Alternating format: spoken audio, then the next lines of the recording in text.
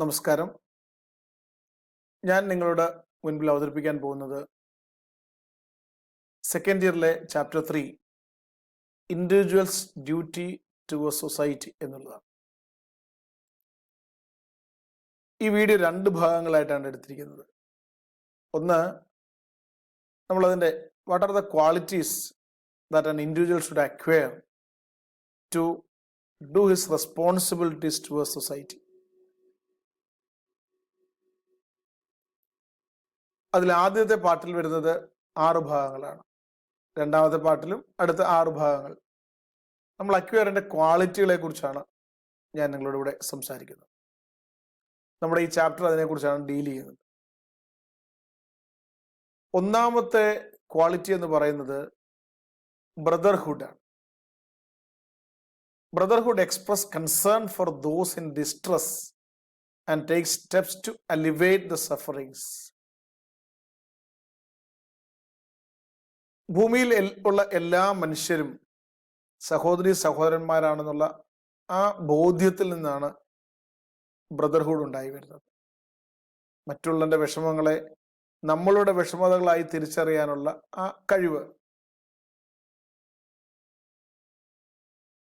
So it recognise human rights and aware of obligations. Brotherhood cultivates esteem, respect and love for all. എല്ലാവർക്കും തുല്യ അവസരം കൊടുക്കുക എന്നുള്ള സാർവജനീനമായ നീതിയിൽ നിന്നാണ്, നീതിബോധത്തിൽ നിന്നാണ് മനുഷ്യന് the feeling of being brothers or brotherhoodness ഉണ്ടാവുന്നത്. ഹേസൽ സ്കോട്ട് പറയുന്നത് കേൾക്കൂ, who are walk behind anyone to freedom. If we can't go in hand, I don't want to go. എല്ലാവരും ഇല്ലെങ്കിൽ ഞാനും ഇല്ല, എല്ലാവർക്കും ഇല്ലെങ്കിൽ എനിക്കും വേണ്ട എന്ന് പറയാനുള്ള ഒരു ധൈര്യം, ആ കറേജ് ആണ് ബ്രദർഹുഡ്നെസ്.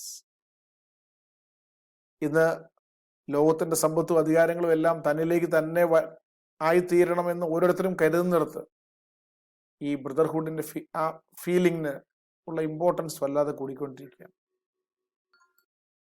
Next is accountability. It's the courage to accept and own mistakes without trying to hunt for justifications and excuses. നമുക്കിതറിയാം, ജസ്റ്റിഫിക്കേഷനും എക്സ്ക്യൂസസും വളരെയധികം സമൂഹത്തിൽ പ്രാബല്യം നേടിക്കൊണ്ടിരിക്കുന്ന കാലമാണിത്. ആരാണോ ഉത്തരവാദിത്തങ്ങൾ നിർവഹിക്കാൻ അധികാരപ്പെട്ടവർ, അവർ അതിന് പരാജയപ്പെടുമ്പോൾ കുറെ ലെയിം എക്സ്ക്യൂസസിലേക്കും ജസ്റ്റിഫിക്കേഷനിലേക്കൊക്കെ പോവുക. നമുക്ക് ഇഷ്ടം പോലെ എക്സ്ക്യൂസും ജസ്റ്റിഫിക്കേഷനും ഓരോ കാര്യത്തിലും കണ്ടെത്താൻ പറ്റും. നമ്മുടെ ഉത്തരവാദിത്വത്തിന്റെ ആഴമാണ് അക്കൗണ്ടബിലിറ്റി നമ്മൾ ഇന്ന് ആവശ്യപ്പെടുന്നത്. Accountability dispels doubts, fear, suspicion among each other and thereby the tendency to transfer blame for others. John Henry Newman പറയുന്നത് ശ്രദ്ധിക്കൂ, we can believe what we choose, we are answerable for what we choose to believe. So next is gratitude. The vibration of gratitude attracts more positive things in to your life. Always remember this saying. Take nothing for granted and shows indebtedness to the boundary of others. നമുക്ക് കിട്ടുന്ന പല കാര്യങ്ങളും എനിക്കുള്ളതായിരുന്നു, അതുകൊണ്ട് എനിക്ക് കിട്ടി. Taking for granted, ആ feeling വളരെ വലുതാണ്. Gratitude arouses our consciousness to the necessity of being indebted to the world and God for all we own. നമ്മൾക്കുള്ളതൊന്നും നമ്മൾ കൊണ്ടുവന്നുമല്ല, നമ്മൾ നേടിയെടുത്തത് നമ്മൾ കൊണ്ടുപോകുന്നുമില്ല. ഇതെല്ലാം ഈ പ്രപഞ്ചവും മനുഷ്യരാശിയും ഇങ്ങനെ ആയതിന്റെ ഫലമായി നമ്മൾ എത്തിച്ചേർന്നതാണ് എന്ന് നിങ്ങൾക്ക് വിശ്വസിക്കാൻ കഴിയണം. Take nothing for granted, never be selfish. നിങ്ങളുടെ പൂർവ്വതലമുറയിൽ ഉണ്ടായിരുന്ന ആർക്കെങ്കിലും ഒരാൾക്ക് വിരക്തിയോ എന്തെങ്കിലും അപകടമോ അങ്ങനെ എന്തെങ്കിലും സംഭവിച്ചിരുന്നെങ്കിൽ നിങ്ങളും എനിക്കാണെങ്കിൽ ഞാനും ഒന്നും ഈ ലോകത്തുണ്ടാകുമായിരുന്നില്ല. സോ നമ്മളുടെ ജീവിതം ഒരു ദാനമാണെന്ന് തിരിച്ചറിയണം.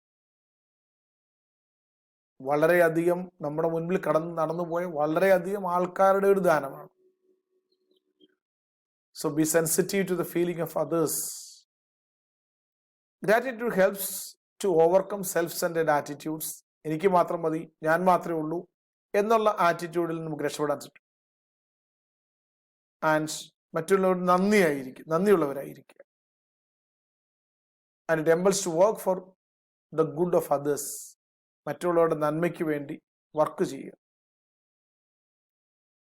റൂത്ത് ബെനഡിക്റ്റ് പറയുന്നു, a man's indebtedness is not virtue, his repayment is. Virtue begins when he dedicates himself actively to the job of gratitude. Next is the concern for environment. ഇന്നത്തെ സാഹചര്യത്തിൽ ഏറ്റവും ഇമ്പോർട്ടൻ്റ് ആയിരിക്കുന്നത് ഈ കൺസേൺ ഫോർ എൻവയൺമെന്റ് ആണ്.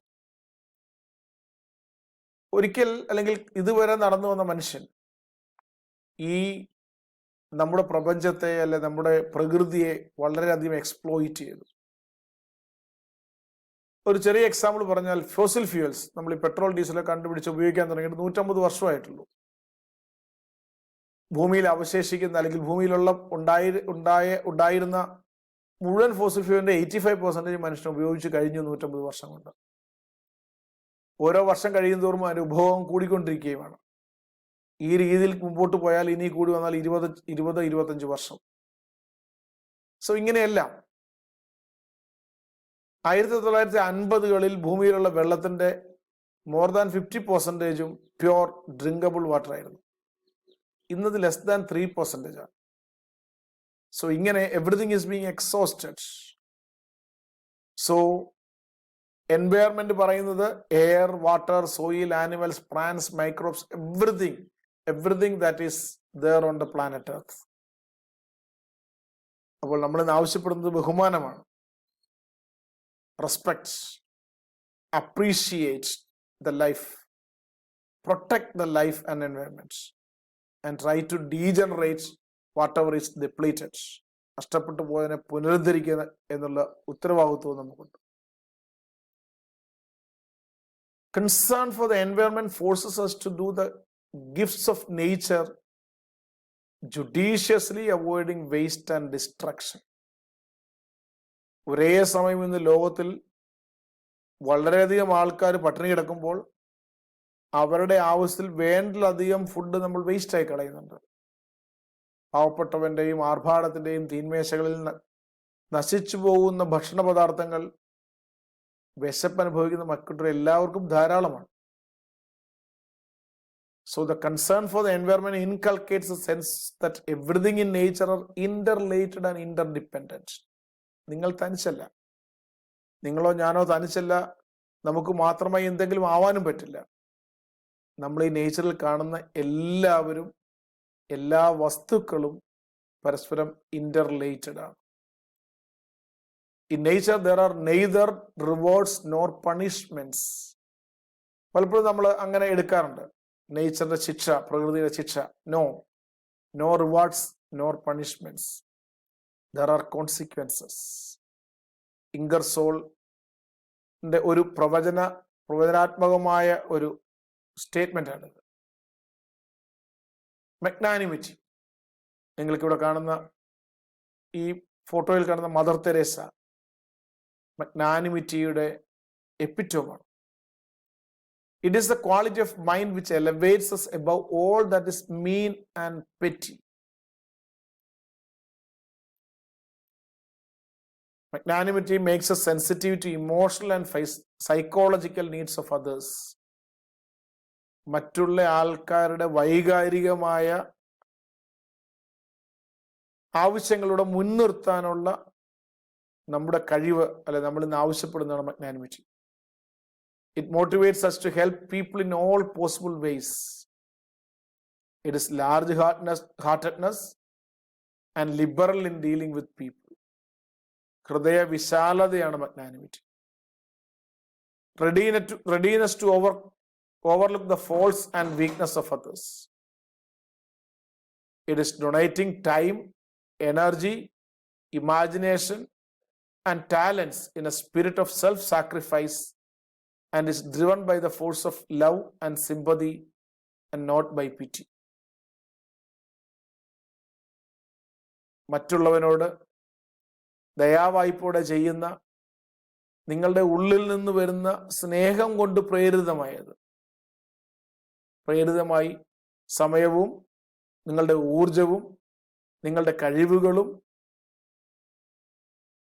മറ്റുള്ളവർക്ക് വേണ്ടി മാറ്റിവെക്കാൻ വേണ്ടി ഒരു സെൽഫ് സാക്രിഫൈസിങ് മെന്റാലിറ്റിയോടെ മാറ്റിവെക്കാനുള്ള ആറ്റിറ്റ്യൂഡിനെയാണ് മഗ്നാനിമിറ്റി എന്ന് വിളിക്കുന്നത്. He who is magnanimous wins the multitudes, Confucius says. ഈ വീഡിയോയിൽ നമ്മൾ അവസാനമായി പറയാൻ പോകുന്നത് സ്പോർട്സ്മാൻഷിപ്പിനെ കുറിച്ചാണ്. Sportsman spirit enables one to face success and failure with equanimity and composure. വിജയത്തെയും പരാജയത്തെയും ഒരേ മാനസികാവസ്ഥയോടെ നേരിടാനുള്ള ശേഷി, വിജയിക്കുമ്പോൾ പരാജിതനെ ചേർത്ത് പിടിക്കാനും പരാജയപ്പെടുമ്പോൾ വിജയിച്ചവന്റെ വിജയത്തിൽ സന്തോഷിക്കാനുള്ള മനസ്സ്, ഇതാണ് സ്പോർട്സ്മാൻഷിപ്പ്.